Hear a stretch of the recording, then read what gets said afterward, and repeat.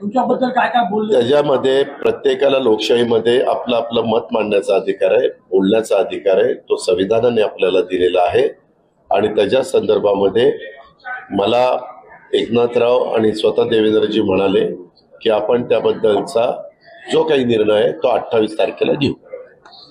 तुम्हाला ऑब्जेक्शन नाही? काही नाही, तुम्ही पण मला काही बोला, माझं काही ऑब्जेक्शन नाही। माझी भूमिका विकास आणि आज देश प्रगतीपथावर पुढे चाललेला आहे। आज जगामध्ये देशाचं नाव निश्चितपणे आपलं वाढतंय। आज आपल्याला प्रतिष्ठा मिळालेली आहे आणि सगळे वेगवेगळे नॅशनल हायवे असतील, पोर्ट असतील, तुमचे एअरपोर्ट असतील, अशा सगळ्या बाबतीमध्ये कामं मोठ्या प्रमाणात चाललेले आहेत। कोस्टल रोड असतील, मेट्रो असतील, वंदे भारत ट्रेन असतील, अनेक प्रकारची कामं मोठ्या प्रमाणात गेल्या 10 वर्षामध्ये चाललेली आहेत, आपण सगळेजण पाहतो। माझे विरोध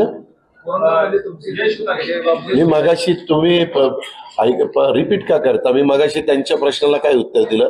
मला त्याच्याबद्दल कुठली कॉमेंट्स, त्या वक्तव्याबद्दल कुठली कॉमेंट्स करायची नाही। काय कॉमेंट्स करायचे तो तर माझा अधिकार आहे। No comments.